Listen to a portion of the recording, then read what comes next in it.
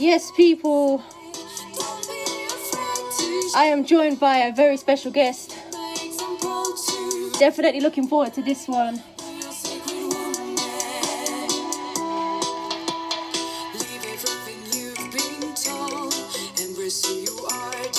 Yes, big shout out to everybody loving and feeling the vibes. You're locked into the big bad station with yours truly, DJKat the Katalyst.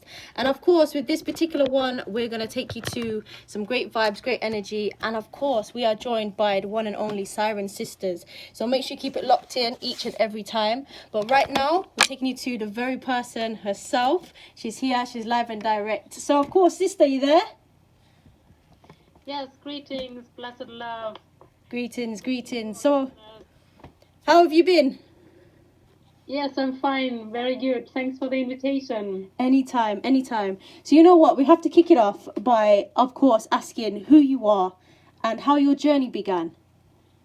Okay, I'm Siren Sisters from Germany. I live near Munich, and I've been selecting since the late 90s. I'm into roots and into dub music, and I just love sound systems. I'm addicted. I hear that. So where did this kind of love come from? Because when I linked up with you, obviously, when we came out to Berlin, and it was such a vibe and energy, and I could see that the love was there. But where did it all come from? It's funny because when I grew up, there wasn't hardly any reggae to find around here, or my vibe. So I just came across it, and I listened to music. I listened to all different kinds of music, but the reggae collection just grew and kept on growing, and it just dragged me into it. I just loved the music and the message and the deepness, and that it's the voice of the poor, but they're spiritually rich people. Yeah. It's very special. I hear that. Who feels it knows it. Definitely, I hear that 100%. And you know, you mentioned when you first came on Siren Sisters, so that suggests more than one. So who else is a part of Siren Sisters? Well, right now it's only me. Okay. I know it's plural, but we were two, but we separated. It didn't work out. So since 2000, we started around 2006. Yeah. And then we had our first gigs and shows and on events around 2008. Wow. And then later it just didn't work out. So right now it's only me in the plural, I know. Okay. I hear that.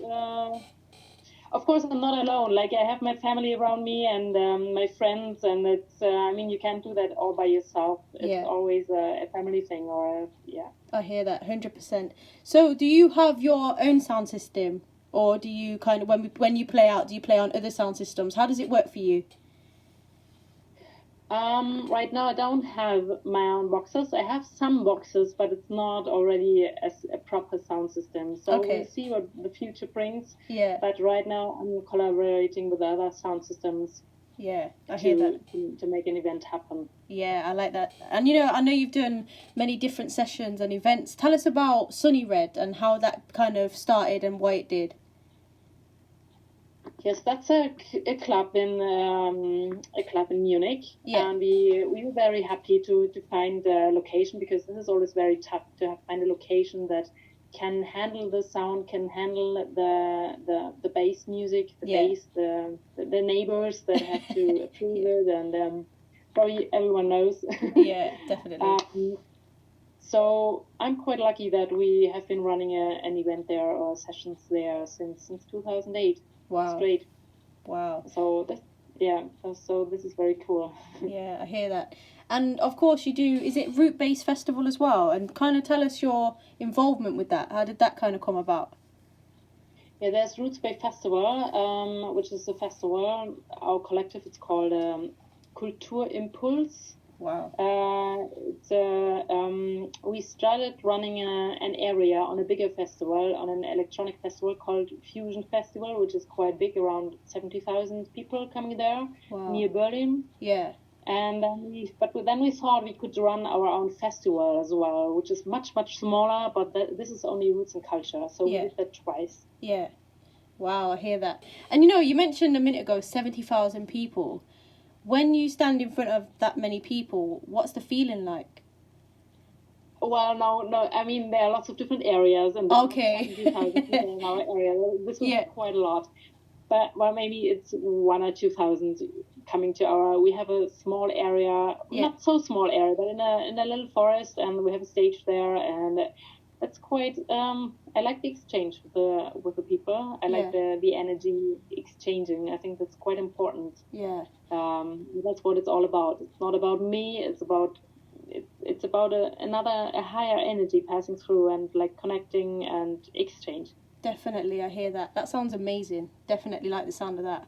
And you know, we've spoke before about the importance of having a female selector or sound system, but how do you feel about obviously being a female in quite a dominated male space? What's your thoughts about it? I just started with it. I didn't really think about it that I was the only female selector. Okay. But I was always often mixed up with a singer. People, when I'm somewhere else, people often ask me if I'm the singer, not the selector, because their singers are more often female, I feel. Yeah. But it's changing. I mean, we have so many female collectives rising around the globe, so I think that's changing a lot. Yeah. And women dare to select, and I think there's lots of space for women to do that. Definitely agree with that 100%.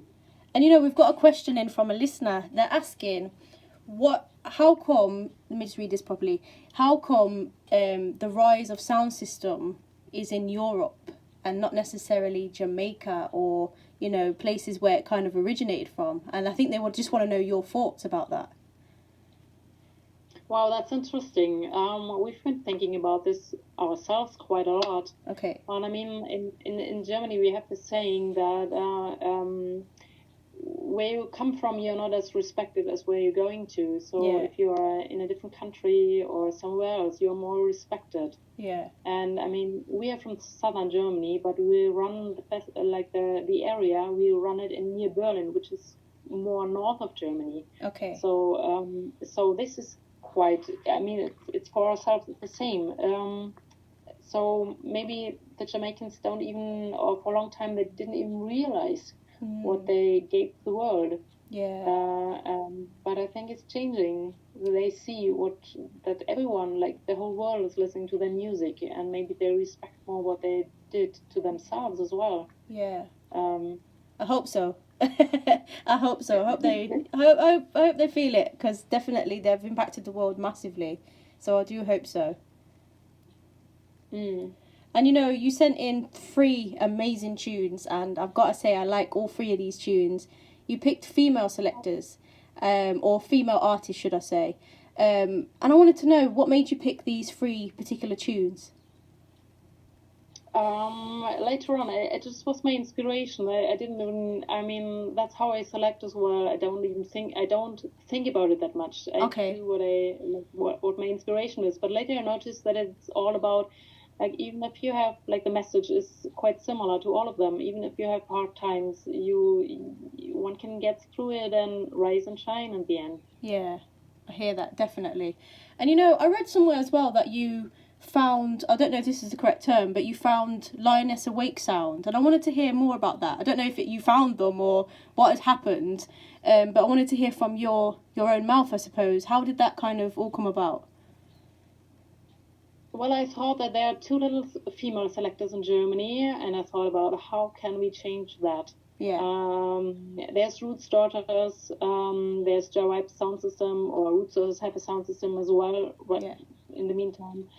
And but the others were just very, very few, and I thought, how could I change that? And then I just talked to women I knew, and I knew of some women who had records in their living room or who loved the music, and I just asked them if they would like to play out, and I thought it'd be much easier if we are collective, not one by. I mean, I'm not afraid, but I know that it can be intimidating to select or to start selecting.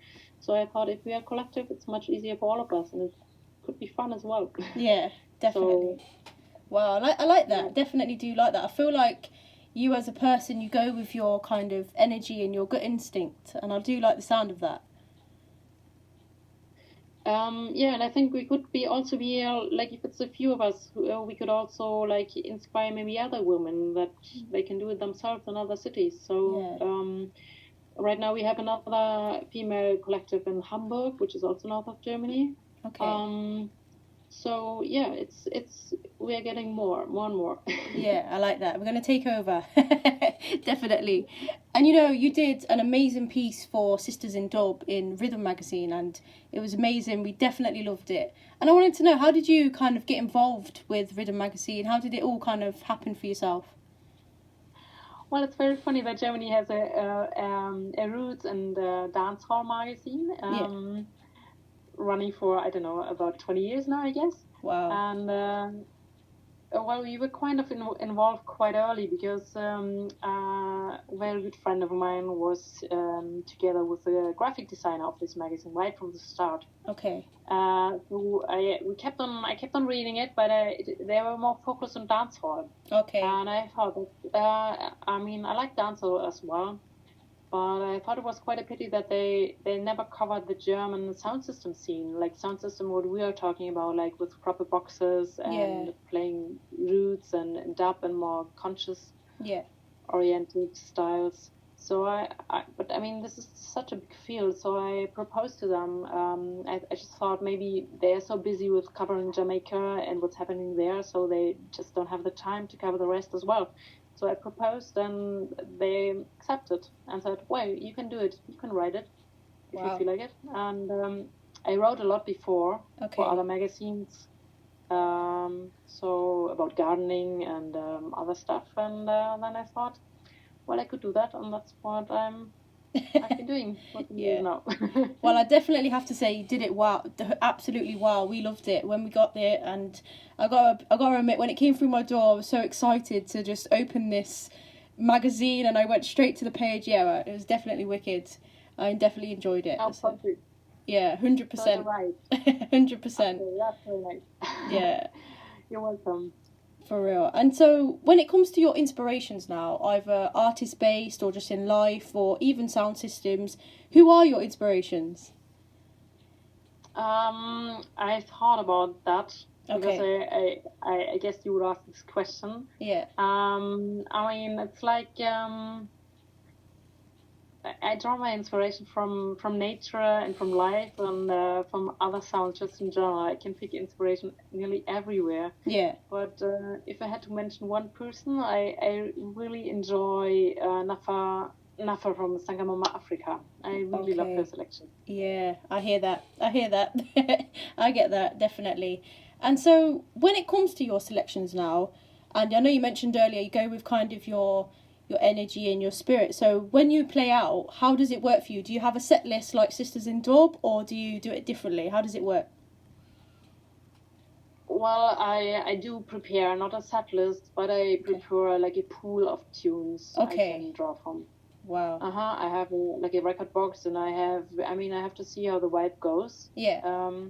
So then I can choose from, but it's not a set list. Okay, I hear you, definitely.